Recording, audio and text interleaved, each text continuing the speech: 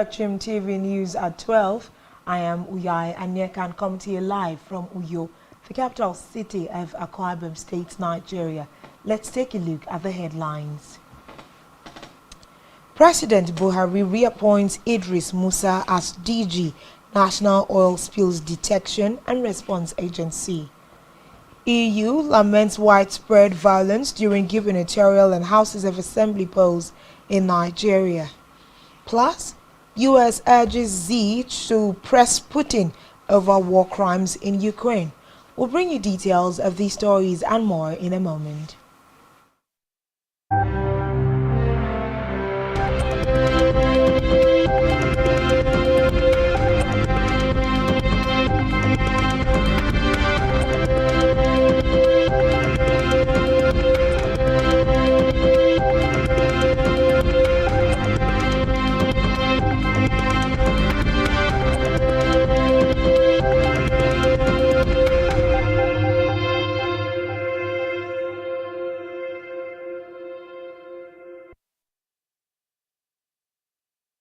Thanks for joining us. First in the news this afternoon is Nigeria's leader, President Muhammadu Buhari, who has approved the reappointment of Idris Musa as the Director General of the National Oil Spills Detection and Response Agency, NOSTRA, following his sterling performance in the past 4 years. The development is contained in a statement issued today by Olusegun Sobwola, media aide to the Minister of Environment, Mohammed Abdullahi, on behalf of the minister. According to the statement, the reappointment takes effect from the 1st of April 2023. Reports say Musa was first appointed on April 1st, 2019 for an initial tenure of 4 years.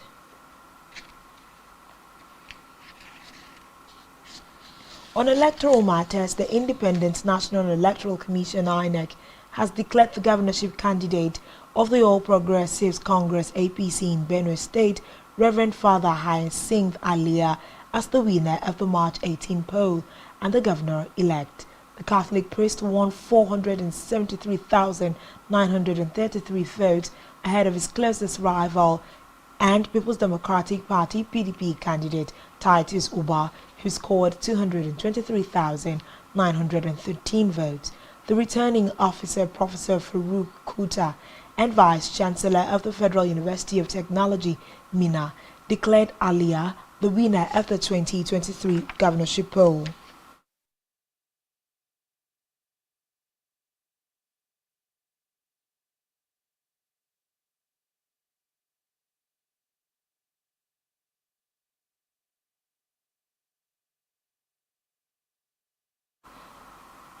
Meanwhile, the People's Democratic Party (PDP) governorship candidate Dauda Lawal has unseated Zamfara State Governor Bello Matawali in the 2023 governorship poll.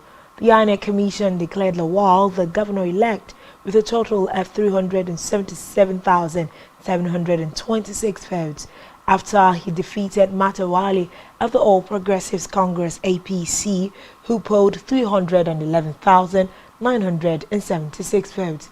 He was announced as the winner in Gusau, the state capital, in the early hours of today.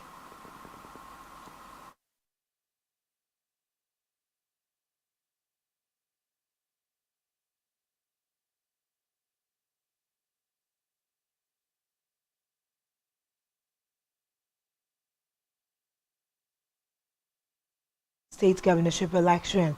Agwu, the candidate of the People's Democratic Party (PDP), scored 257,926 votes to edge out the candidate of the New Nigeria People's Party (NNPP), Mohammed Yahaya, who polled 202,277 votes.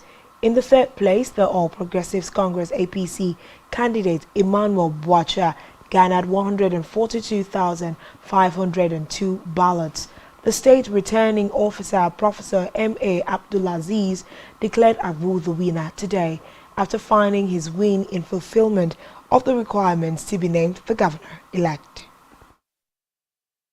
Kepas Agwu, 257,926 votes. That Kepas Agwu of PDP Having satisfied the requirement, has hereby declared the winner and is drawn elected. Signed, M.A. Abdulaziz. Still on electoral matters, Kano State government has lifted the dawn to dusk curfew imposed due to tensions based on the anticipated results of the governorship and state assembly elections. The State Commissioner for Information and Internal Affairs, Mohammed Garba, said in a statement that the decision to lift the curfew was made after a careful review of the situation and the relative calm throughout the state. He called on commercial banks, public servants and the people of the state to go about their legitimate business without fear of molestation or harassment. Meanwhile, the State Police Command has assured the people of their safety and security, warning troublemakers to steer clear of the state. Meanwhile, foreign observers under the aegis of the International Police Chaplain Sustainable Development and Law Enforcement IPCSL have said that the March 18 governorship and Houses of Assembly elections in Lagos State were peacefully conducted. IPCSL mission said it deployed 182 observers from 13 countries, including the United States, Denmark, Pakistan, Cameroon, Togo, Ghana, and Niger Republic to 2,117 polling units across Nigeria during the elections. They commended the Independent National Electoral Commission, domestic and foreign observers, civil society organizations, political parties, and other stakeholders for the spirit of democracy and patriotism they displayed during the elections. The commendation was given by the head of the organization in Nigeria, Johannes Makuvia, at a press conference in Lagos. He, however, condemned the tribal sentiments and violence recorded in some parts of Lagos State and called for peaceful coexistence among all Nigerians. In the meantime, the European Union Election Observation Mission, EU-EOM, to Nigeria has lamented the pervasive violence in the country during the last Saturday's governorship and House of Assembly elections. The mission stated that 21 persons were reported to have died across the country in various forms of election-related violence. The European Union mission said there was general voter apathy during the governorship elections as a result of infractions that took place in the President and National Assembly polls. The mission chief observer, Barry Andrews, made the assertions while addressing a press conference in Abuja.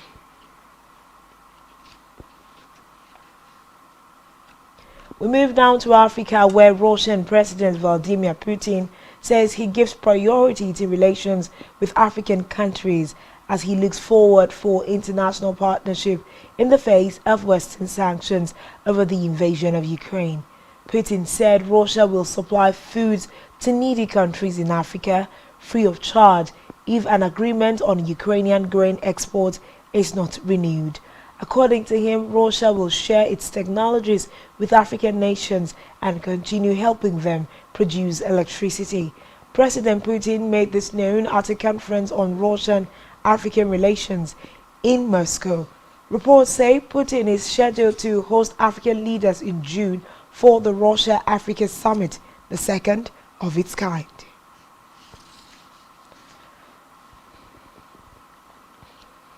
Still in Africa, U.S. says it has determined that all warring parties in the brutal war in northern Ethiopia have committed war crimes.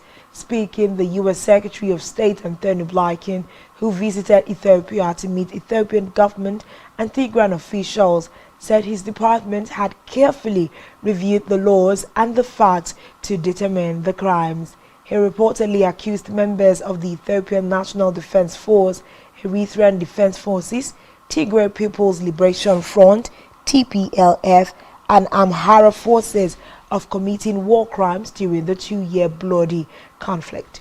He also blamed the Ethiopian and Eritrean Defense Forces as well as Amhara forces of committing crimes against humanity, including murder, rape and other forms of sexual violence and persecution. He urged the governments of Ethiopia and Eritrea as well as the TPLF to hold those responsible for the atrocities accountable. On the foreign scene, U.S. has urged Chinese President Xi Jinping to press Vladimir Putin to halt the war crimes in Ukraine as the two meet today for official talk since the invasion. According to the White House National Security Council spokesman John Kirby, seeking a ceasefire will not be enough.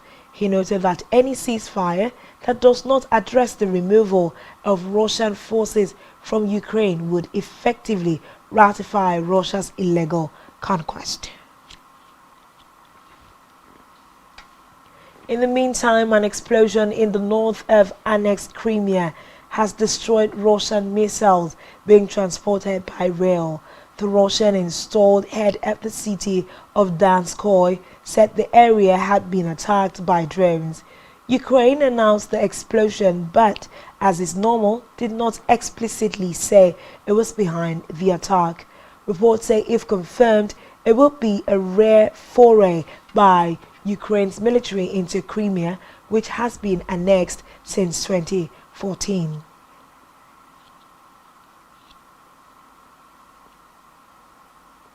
Still to come in the news. Roy Hodgson reappointed as Crystal Palace manager till end of season. Do stay with us.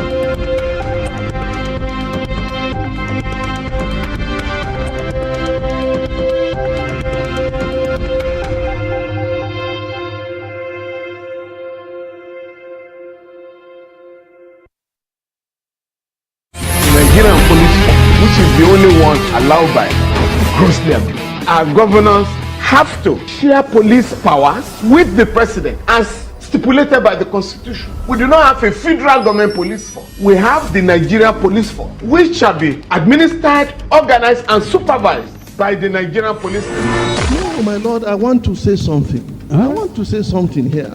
Perhaps it might also enlarge the scope of people who should be invited here for examination. My lord, if we cannot find those who literally murdered Abiola, who are those people who could be said to be the beneficiaries of the death of Abiola? Rogers has linked you with some of the killings he did. He never did. He linked you with the attempted murder of Hebrew. He did not. My lord, the Matters Council is leading the evidence in our matters. Is this an adversary proceeding? It's not, my lord, but you can't be talking about cases which are in court, Is my this lord. an adversary proceeding? It's not, my lord. These cases are in court, my lord. I'm just reminding your lordship.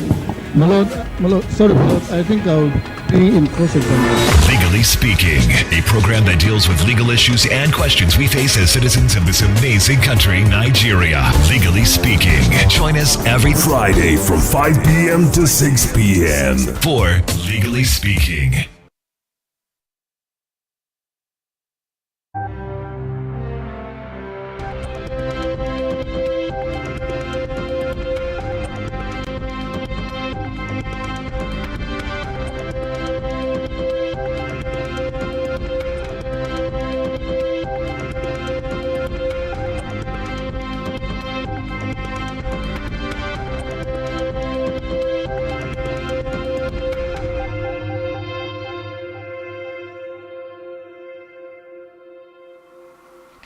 Thanks for staying tuned, and now to the rest of the news.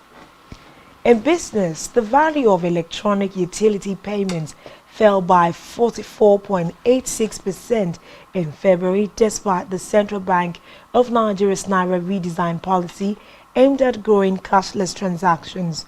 According to data from the Nigeria Interbank Settlement System, NIBBS, the value of utility bills payment fell to 90.93 billion naira from 164.89 billion naira in January, signifying a two-year low for e-bill payment.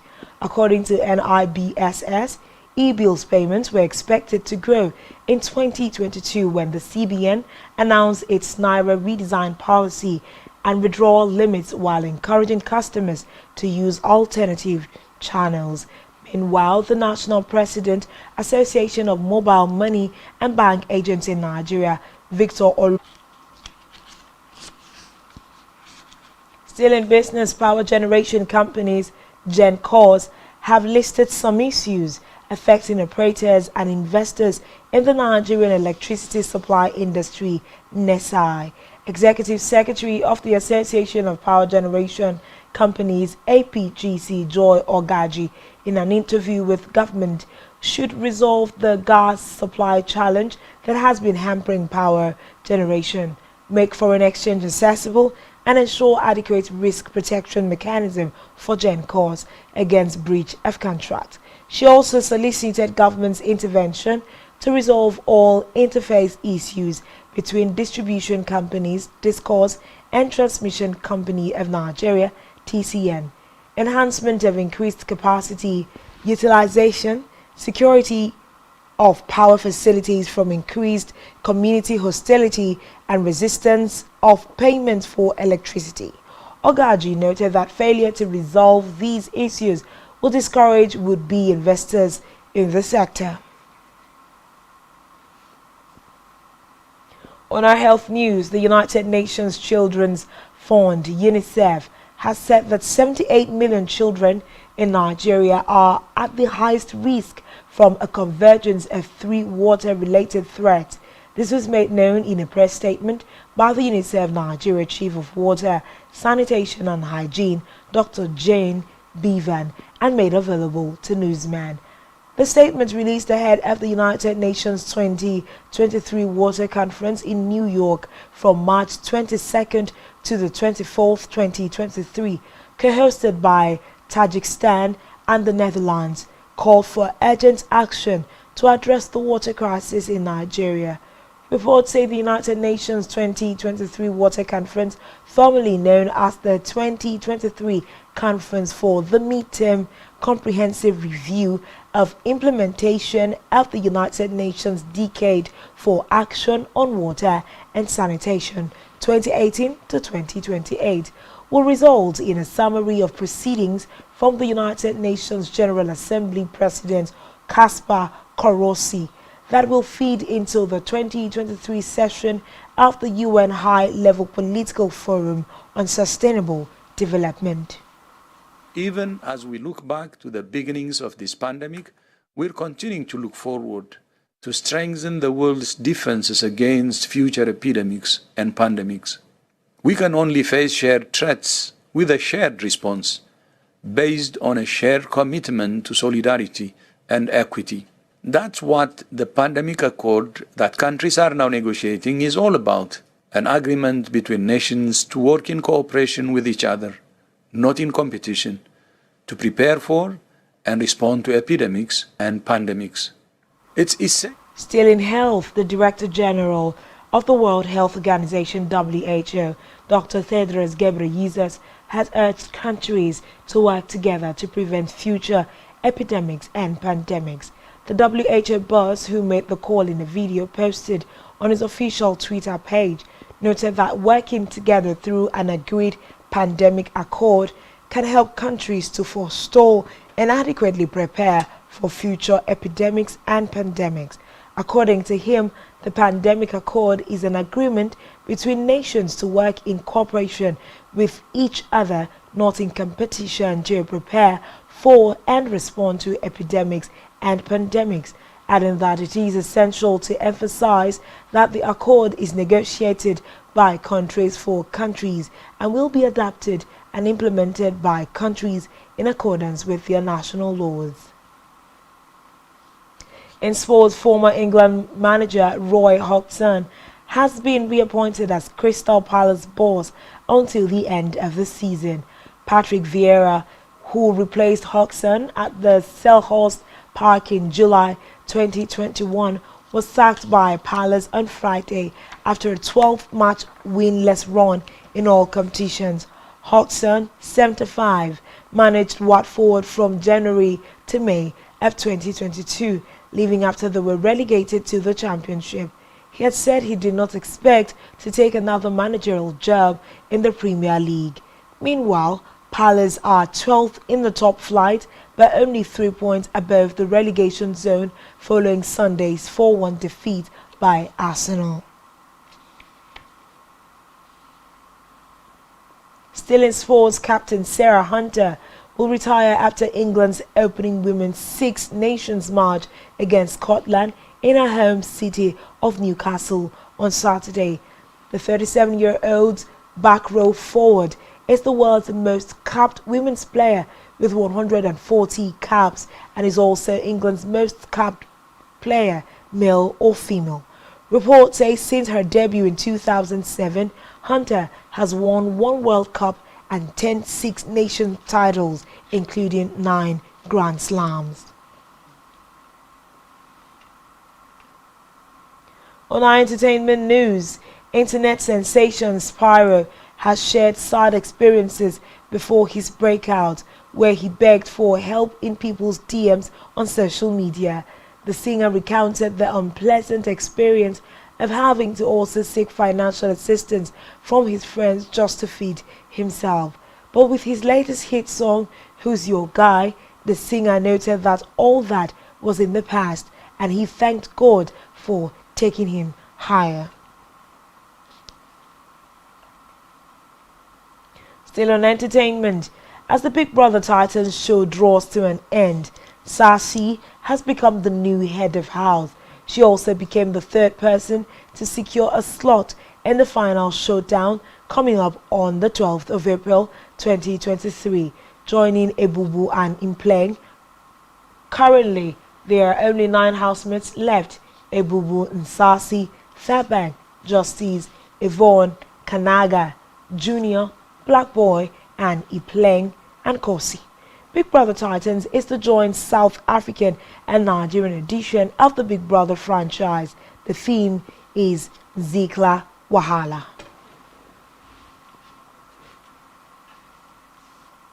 And that's all we have for you at this time. Do short follows on social media. Subscribe to our YouTube channel, all of which you can find on our website, spectrumtv.ng. You have been watching Spectrum TV News at 12. I am Uyai Aneka, and thanks for watching, and do enjoy the rest of your day.